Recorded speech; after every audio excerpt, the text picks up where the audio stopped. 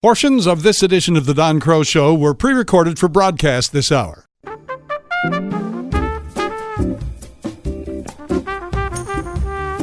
Don Kroah Show on WAVA brought to you in part by Cornerstone First Financial.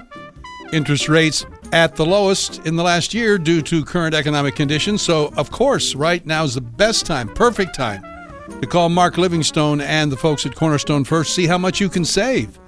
Number to call is 202-625-1221. 202-625-1221 or cornerstonefirst.com on the web. Well, as noted in his recent column in the Washington Times titled Bystanders to Genocide, my guest this hour said, "It is surprising how time slips away."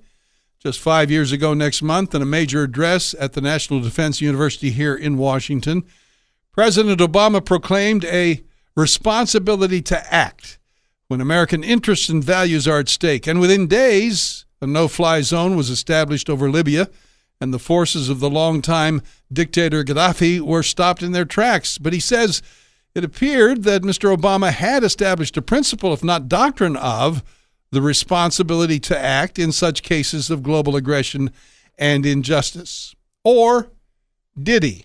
Well, that's what we want to talk about. Cliff May joins me right now. Cliff is the president of the Foundation for Defense of Democracies. He's also foreign desk columnist with the Washington Times. Always good to talk with you, Cliff. Thanks for the time. Thank you.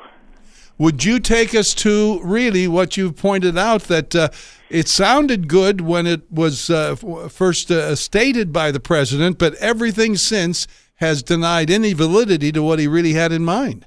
And this is kind of a pattern where a statement is made and the principle is articulated, and you think, okay, this is how he operates, President Obama, and then he doesn't. And in this particular case, he congratulated himself about a month after the address you mentioned, as did then French President Nicolas Sarkozy and British Prime Minister David Cameron, saying that tens of thousands of lives had been protected in Libya. And Rolling Stone, which is a kind of left publication that's admiring of Obama, called this one of the clearest examples to date of Mr. Obama's leadership style and his broader vision for international affairs, except it wasn't, because almost at exactly that same time, coincidentally, March of 2011, Syrians, most of them not Islamists, not jihadists, began to peacefully demonstrate against Bashar al-Assad, the longtime dictator, part of the Assad dynasty. And Assad responded by shooting protesters. And within a couple more months, you had tanks in various Syrian cities, including in the suburbs of the capital, Damascus, and then the use of chemical weapons and barrel bombs.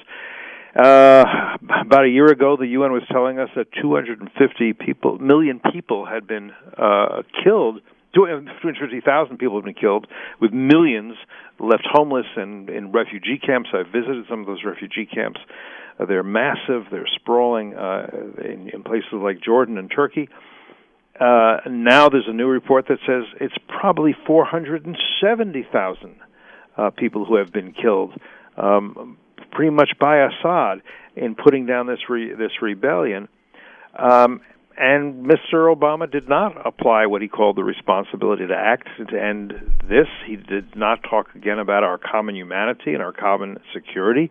He's looked away at this massacre. And by the way, at the what I would think you can describe as the genocide of Middle Eastern Christians that's taking place in Syria and taking place in parts of Iraq, and is occurring in other parts of the Middle East as well. He's just simply not been interested in any of that. And along with all of that, and his failure to follow through on the precepts and concepts that he says he believes, such as you've just cited, the EU, I just read the story at the outset of the hour, the EU has until March 7th summit with Turkey to deal with the crisis of migrants coming into Europe. And in fact, the migration commissioner said today that they have 11 days window before this thing.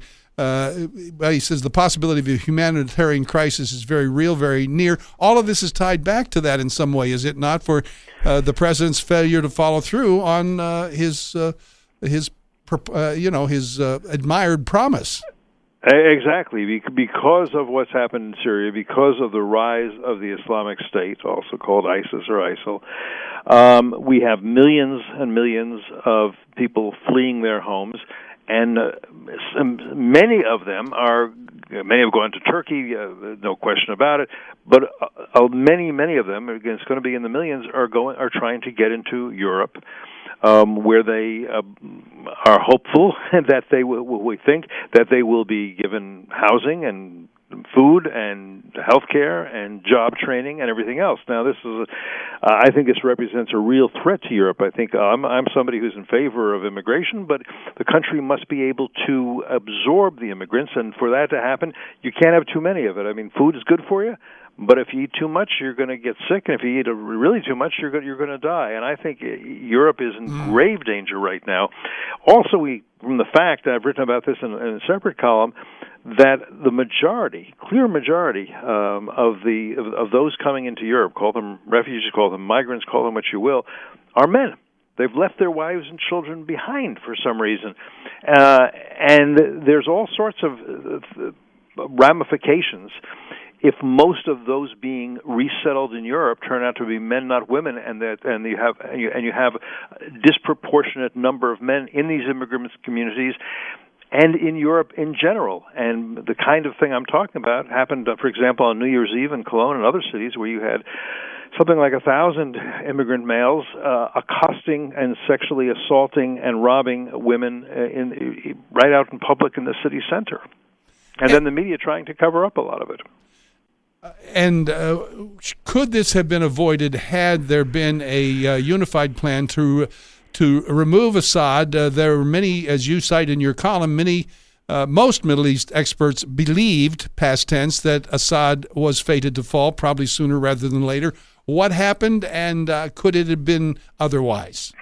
I'm of the view, and I'm not alone in this, that yes, absolutely could have been, that there should have been some support for those who are rising up, just as I think there should have been support in 2009 for those who rose up against the theological dictatorship in Iran.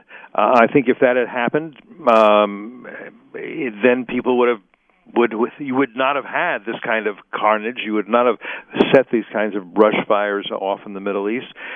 And you wouldn't have this flow of people out of the region going to Europe, not going, by the way, to the more than 50 countries that are members of the Organization of Islamic Cooperation.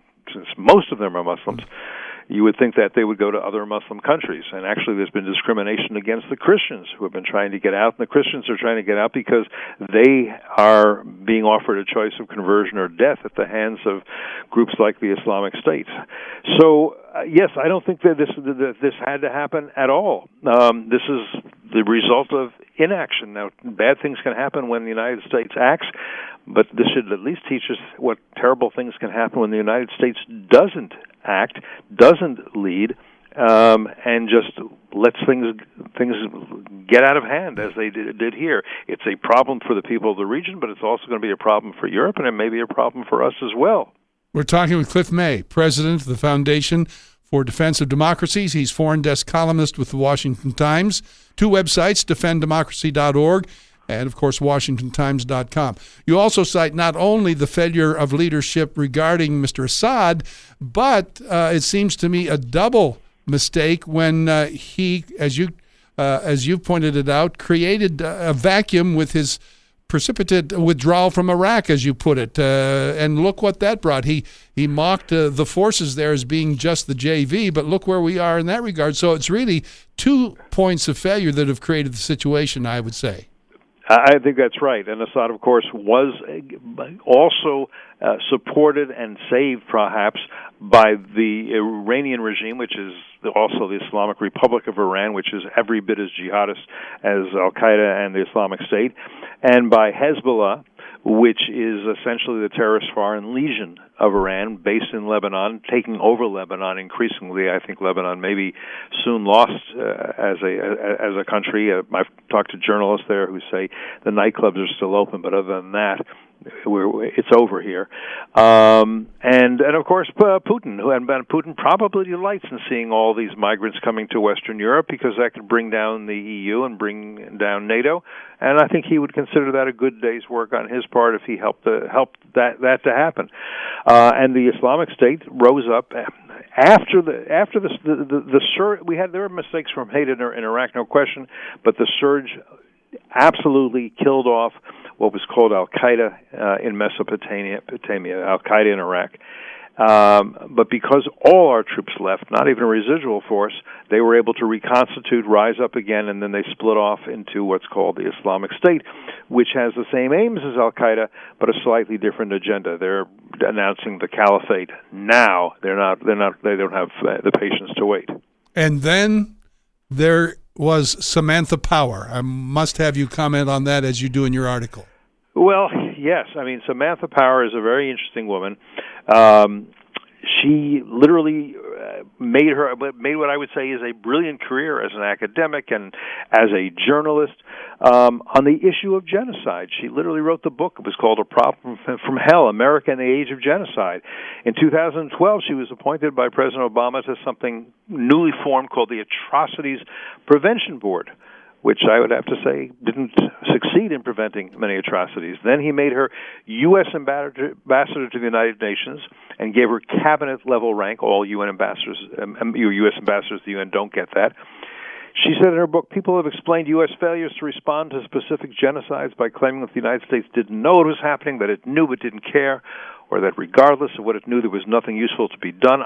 But I have found that, in fact, U.S. policymakers knew a great deal about the crimes being perpetrated. Some Americans cared and fought for action, making considerable personal and professional sacrifices. And the United States did have countless opportunities to mitigate and prevent slaughter, but time and again, decent men and women chose to look away. We have all been bystanders to genocide. The crucial question is why, and I think you have to wonder, is she asking herself that question now that she is a key figure in an administration that for 5 years has been doing exactly what she described, choosing to look away from the carnage in Syria and hardly even mentioning, much less doing anything to stop, prevent, or mitigate the genocide of Middle Eastern Christians after 2,000 years. Tonight, as you know, is the GOP debate, 10th coming up. Of the candidates that are still in the running, is there any one of them that encourages you in terms of dealing with some of these global issues more effectively than the others? Well, I try to be a policy guy, not a political guy at this point in my life. I would say that, look, I have to say I think Marco Rubio has spent a lot of time and energy trying to understand these issues, and if I were sitting down to have a conversation about them, he'd be the most sophisticated person to have that conversation with of those running. I wish I could say that I've heard Donald Trump sounding as if he'd mastered these issues and had a good grasp on them. I got to tell you, I haven't. Ted Cruz is an incredibly smart guy, and yes, I think he knows a lot about these things, and I think he has given serious thought to these issues and to the policies, and he has some very good people advising him. So, I guess that's I'm not endorsing anybody, but I think I can assess their seriousness on foreign policy and national security issues. I think that's a good answer. Thanks very much, Cliff. Good to talk with you. We'll talk again. Thank you. Cliff May, president of the Foundation for Defense of Democracy, is a long-time seasoned veteran journalist in the very best sense of the word. Great experience, in-depth experience for years all over the world as a journalist and an observer of world events. And, of course, as I say, he's the founding president of the Foundation for Defense of Democracies. Check them out at defenddemocracy.org. And he is also foreign desk columnist with the Washington Times. Obviously, WashingtonTimes.com. You'll find his work there.